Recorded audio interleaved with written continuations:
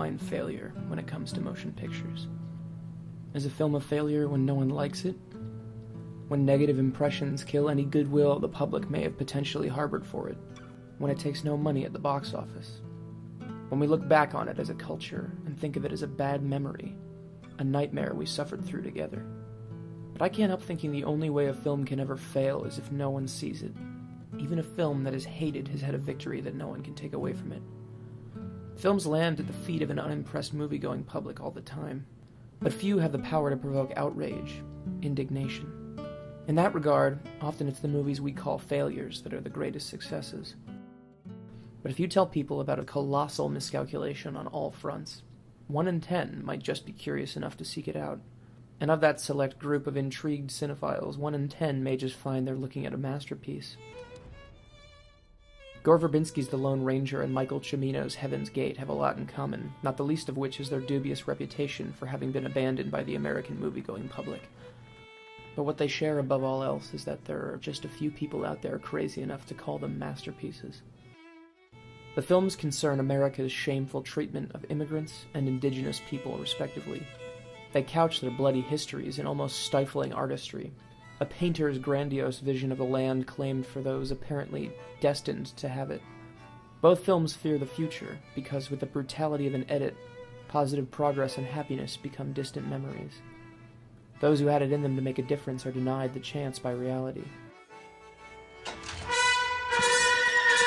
Hi-yo, Silver!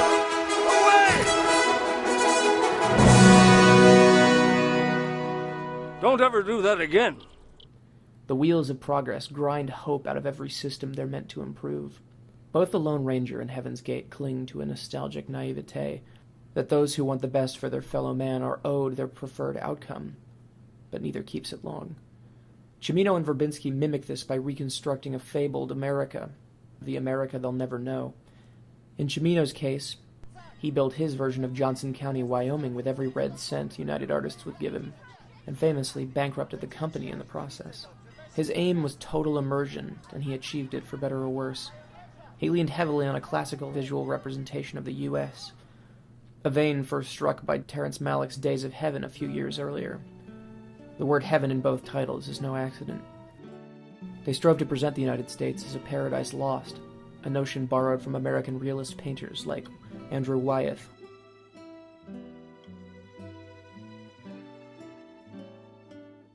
Winslow Homer,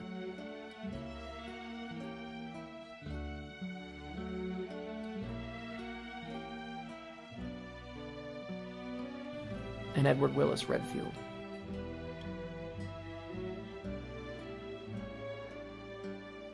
The hills seem to roll forever, but darkness looms just over the horizon. Smog begins to color the skies, and the land is subsumed by oil, tar, and blood. The Lone Ranger took a uniquely cinematic approach to its idealized vision of the American West.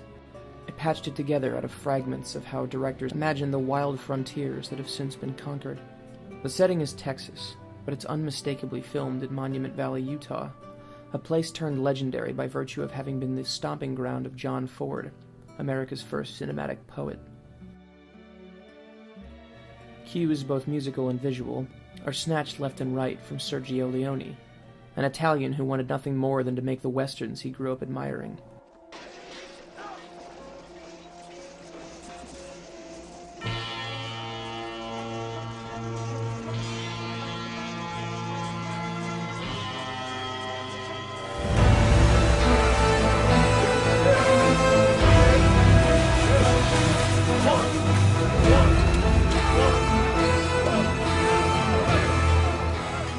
And propelling the juggernaut is the joyously mechanical comedic spark of Buster Keaton, jarring in the best imaginable sense when you consider just how tragic the Lone Ranger is.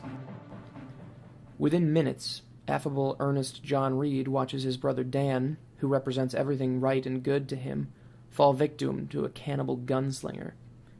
John is then adopted by a mentally ill Native American to help stop the massacre of a neighboring tribe by the U.S. cavalry. He fails to do this.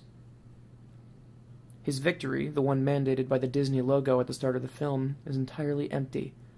The only triumph is one of dazzling choreography and the set pieces that make all socio-political concerns melt into a galvanizing show of power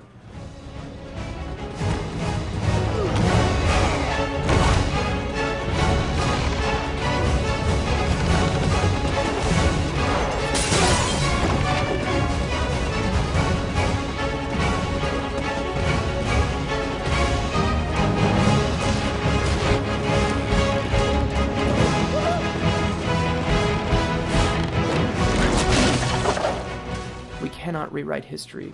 We can only return to its storybook character and try to give dignity back to those we've erased.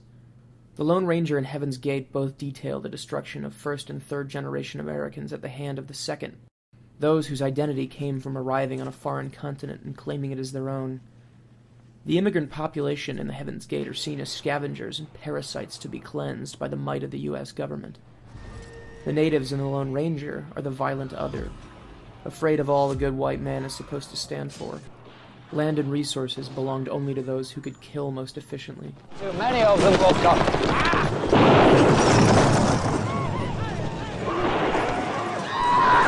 Not like the Indians, you can't just kill them all. Par for the course in a miserablest anti-Western. But in what was marketed as a children's movie, it's perhaps little wonder that The Lone Ranger was a can't-miss proposition for mainstream American moviegoers. But that shouldn't have stopped fans of classic westerns or Titanic blockbusters, in the vein of its producer, Jerry Bruckheimer. After all, Verbinski's Pirates of the Caribbean films had turned a risky proposition into a license to print money. So what went wrong? There's a melancholy that runs through even the most frenetic, kinetic action sequence in The Lone Ranger. No matter how big a grin it puts on your face, it's still about the death of thousands, not to mention our ideals, of the stain on our legacy as a united people. Heaven's Gate presented the slaughter of innocents as the bleak, realistic, unspeakably hideous thing it is.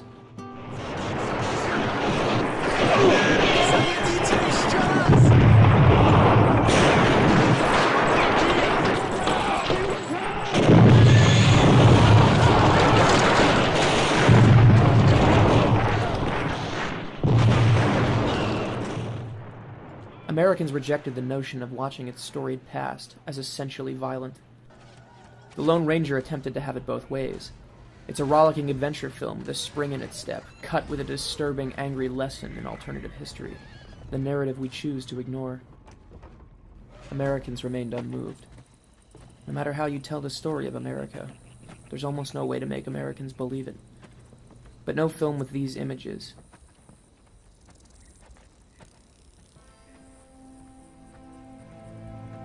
this ambition, and the truth on its side will ever be a failure. All we can do is keep the legend alive, and someone somewhere might find the masterpiece they've been waiting for, the one that opens their eyes.